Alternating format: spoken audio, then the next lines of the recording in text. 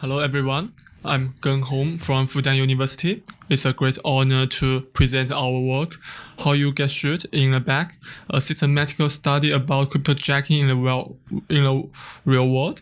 And this is a joint work with researchers from Fudan University and in University of California, Riverside and Tsinghua University.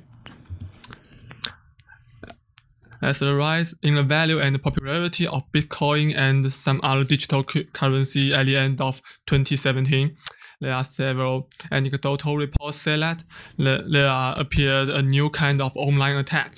And these reports say that some websites attempt to hijack users,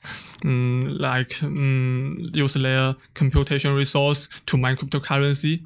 And what's more, this phenomenon is become quite severe and growing fast. Okay, let's take a step closer to look at this new threat. Sunday, my teammate Bob is suffering a normal website as usual. But at this time, he felt something that's strange. He felt that his browser didn't scroll as smooth as before. And sometimes he even can hear that the noise comes from his computer's cooling fans.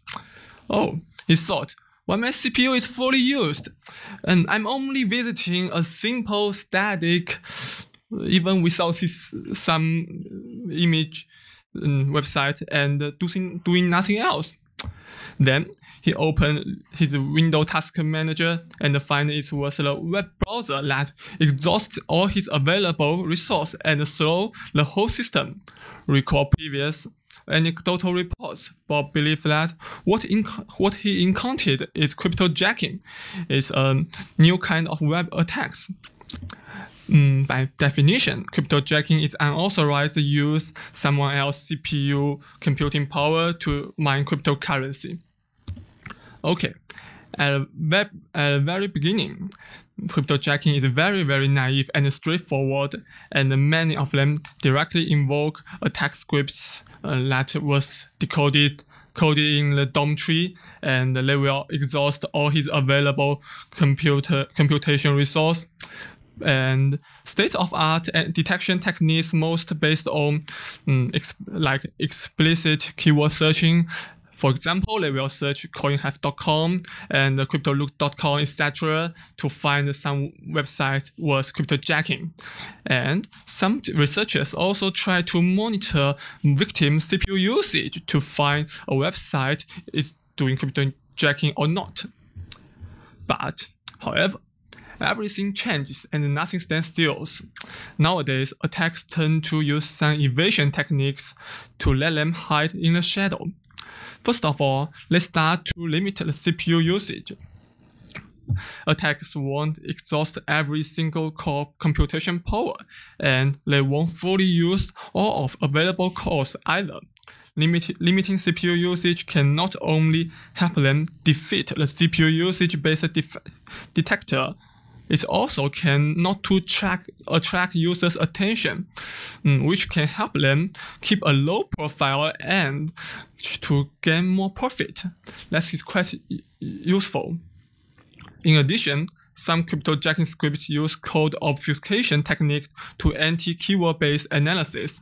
They may encode some cryptojacking function call or like some cryptojacking scripts and then dynamically decode them when needed. Surprisingly, our further analysis show that these very, very simple evasion techniques perform quite good against the state-of-art antivirus engine. Besides, it also increase the cost of manual analysis. Yeah, and now we can see through from the fog, and even that attackers use some tricks to cover their malicious behavior. But the nature of cryptocurrency mining never changed. In general, miners always try their best to do some proof of work to gain profit. And to meet this requirement, programs need to do a lot of regular, repeated, hash-based computation. And these scripts will do continuous hashing, and hashing until they find the specific value which meet their requirement. According to this insight, we built hash-based profiler and stack structure-based profiler. These two behavior-based profiler will help us to detect cryptojacking website effectively. Now, I will introduce our first profiler, the hash-based profiler. We first collect the time spent on hash-based computation of Alexa top 100 website. Oh, by the way, we also manually verify this top 100 website. They are doing nothing about cryptojacking. And surprisingly, we find that most normal websites usually spend very little time on processing hashing function. And on the contrary, mining scripts spend most of their time on hashing. This difference guides us to use the cumulative time of hashing to detect cryptojacking behavior.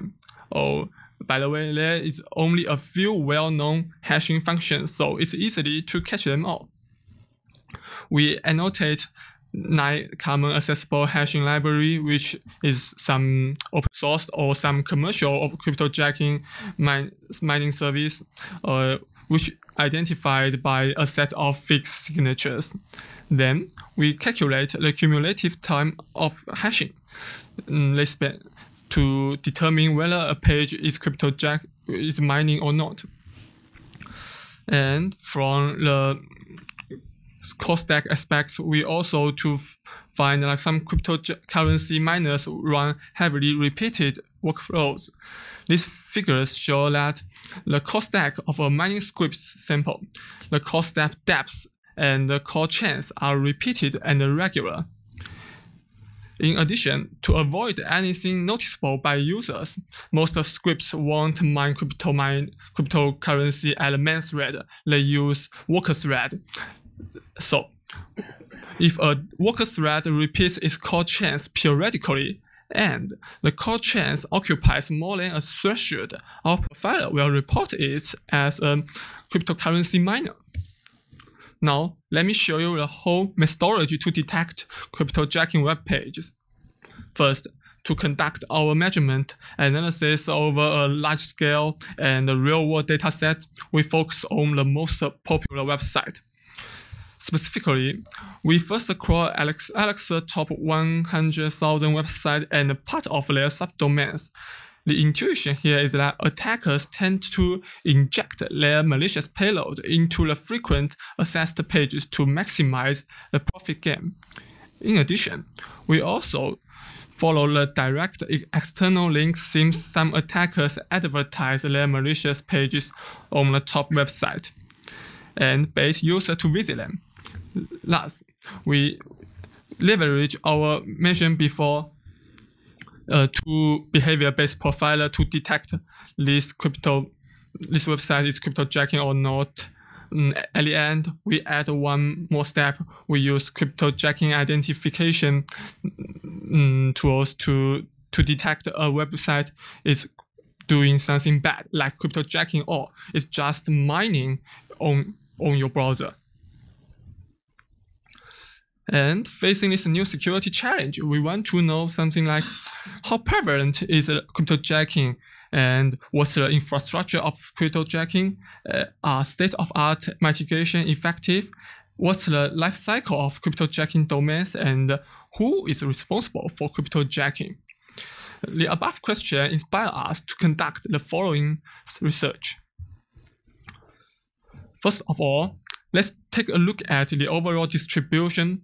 We found 868 cryptojacking websites in Alexa top 100,000 domains. Also, we detect another 1,902 cryptojacking domains by visiting the external links. Among all cryptojacking domains we discovered, nearly half of them are entertainment and adult websites. Most provide some pirate resource, for example, free movie or crack games. We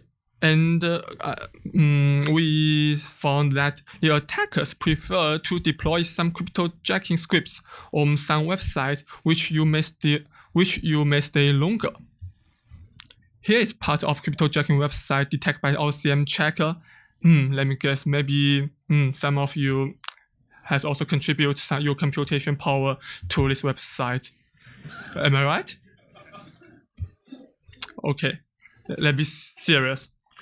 We also measure the impact of cryptojacking. Cryptojacking affects 10 million users per month, which approximately equals to 1/3 population of Canada.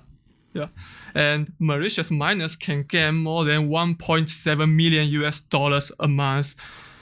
Besides, in order to provide this income, cryptojackers miners consume about 300,000 kilowatt-hour electricity energy per day. Quite a large amount of energy waste for this. Yeah. And from our investigation, we picture the infrastructure of cryptojacking as follows. Once Bob is browsing a cryptojacking page, the malicious mining scripts should be fetched from miner deployers. In addition, some malicious miners deploy distributors through domain redirection, so they can easily change the URL of a miner deployer to evade this detection. Latestly, the mining tasks are assigned by the mining pool, which then generate revenue to attacks when completed. The left side of this picture shows that user perceptible part, which is just the tip of iceberg. However, the right part, most infrastructure of cryptojacking remains underwater.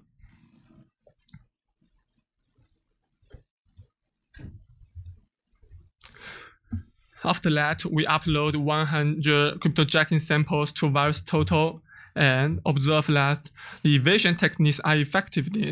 This figure reveals that the evasion techniques decrease the detection rate of these engines. And this drop also applies to cryptojacking websites, miner deployers, and distributors.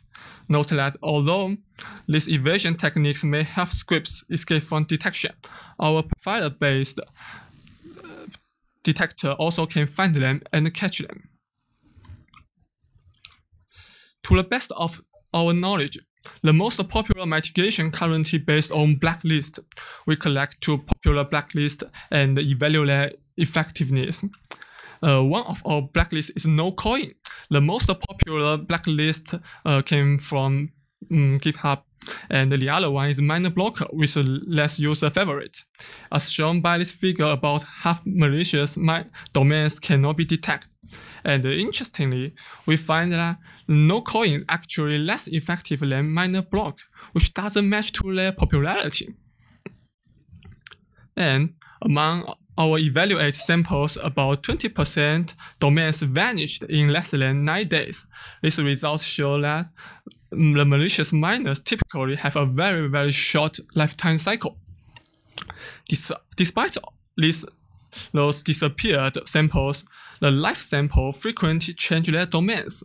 Specifically, over 20% miners migrate to a new domain in only 9 days. Comparing to the change of cryptojacking domains, the GitHub logs show that the previous blacklists are typically updated about 10 days or 20 days, which is much slower. And even though that distributors domains they are rarely changed. However, the blacklist doesn't target them. All blacklists focus on the frequent change domain like miner deployer or mining pool. That's not very correct in my opinion. And our next observation is that most malicious miners are not centrally controlled. This figure depicts the distribution of miner deployer, distributor, and mining pools. Surprisingly, most participant domains occur in no more than 3 malicious samples. In contrast, only a small part of them spot in over 10 web pages. And these results partially explain the reason of blacklist is not so effectiveness. And here's another question. Why cryptojacking is so popular even without central control? Is the whole system of cryptojacking so easy for our to develop? Or there may be someone who provide all of this. Yeah, and after some research, we found that it did exist some company to provide this out-of-box service for us. And these mining service providers provide very, very easy to use mining service, and with a commission fee about 20% to 30%. And with the help of them, zero background knowledge web developer can deploy himself the cryptojacking scripts less than 5 minutes. Yeah, everyone can do this. You can try on your website. And most important, none of them obligatorily require that mining with users' resource should require users' agreement. I think that is a quite big issue. And we conduct a further analysis to this frequent use domain and found that more than half websites choose this service for convenience. Note that using our behavior-based profiler, we are also able to detect the remaining half of cases. We are also noticed that some advertisement domain exists in the cryptojacking samples. Here is our fifth observation. Mining service and advertisers facilitate the majority of cryptojacking websites. And our results above reveals that the distribution of various mining participants is sparse and mining services are heavily used. Thus, we further study the beneficiaries of mining service. From these figures, we can find that most wallet is associated with less than 3 samples, and mining service prohibits that reward claim of a wallet with small value. We get to the conclusion that cryptojacking network is not centrally controlled, and it's likely that many malicious samples are deployed by single party. We also observe some interesting cases that, for example, now some cases employ platform-dependent mining strategy to achieve a good trade-off between its revenue and exposure risk. Due to the limitation of power of CPU on a mobile platform, mining cryptocurrency is unrealistic. At the same time, this can also create a negative browser experience and expose suspicious activity to users. As a result, some cryptocurrency miners explicitly disable their mining scripts on a mobile platform. Given this, let's give us some strategy to prevent cryptojacking. You might set your browser to mimic a mobile to being cryptojacked, just for fun, no be serious. Yeah. And as for some possible mitigation, this paper proposed an effectiveness behavior-based approach to detect cryptojacking. Our solution requires only a short time to collect the runtime behavior of a page, and a crowdsourcing-based solution can amortize the cost of profiling. And our study reveals that the cryptocurrency mining services are abused to launch cryptojacking in a large scale. We observe that cryptocurrency mining services are not paid enough attention to avoid abuse. For example, some cryptocurrency mining scripts are running without any user notification, and we argue that the mining service should take more responsible for provide us enough notification to users, such as a pop-up window to let users to choose, I want to mining for you, I don't want to mining for you. Okay, that's all. Thank you.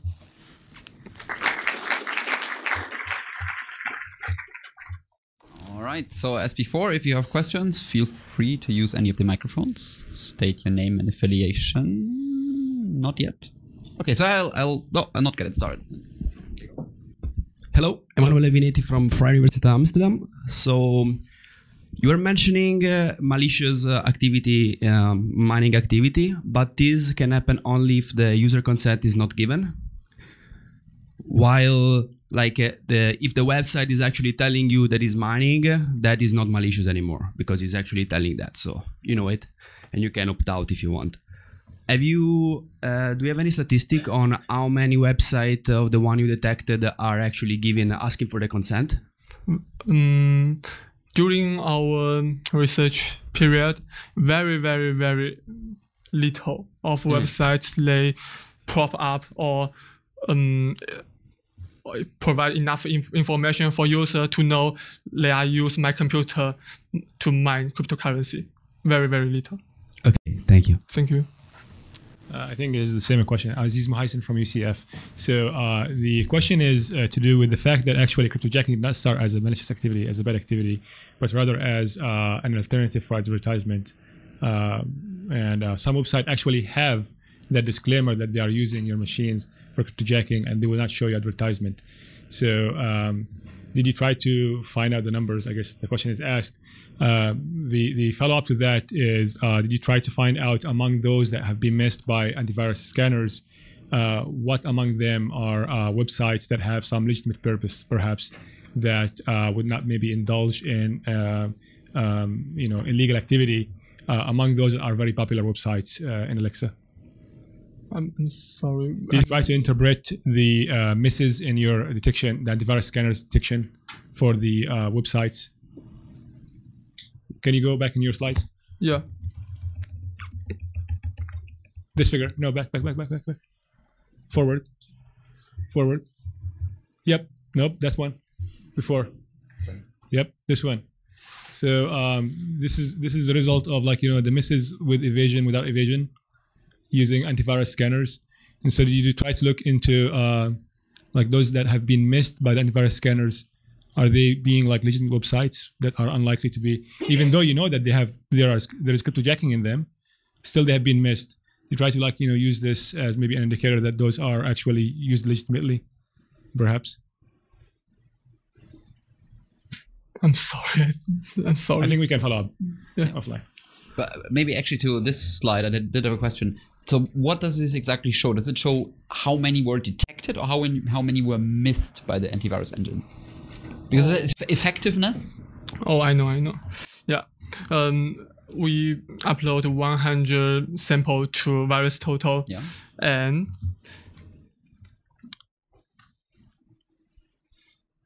And you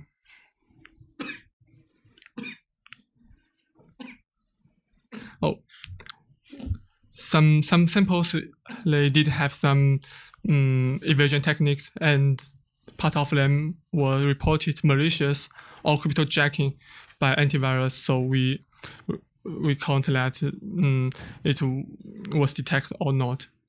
Okay, but I mean in this case, so it looks like the bar with evasion is larger. So does that show the kind of hits, as in for 50% of the cryptojacking websites with evasion, the AV said this is bad, or the AV missed it? That's the question. Oh, I know. I just typo. I'm sorry. Okay, so it's it's the inverse, right? Yeah. Just typo. Inversion. I'm sorry. Yeah. Okay. Just typo. Yeah. Okay. I still have another question. This one. Nicholas Christine, Carnegie Mellon. I might have missed that in the paper or in the talk, but I was wondering if you had an idea of what were the cryptocurrencies that were mostly mined by those cryptojackers. Is it Monero? Is it something else? Or We have on archives, mostly Monero. Mostly Monero? All right, thank you. Okay, then if there's no more questions, let's thank the speaker again.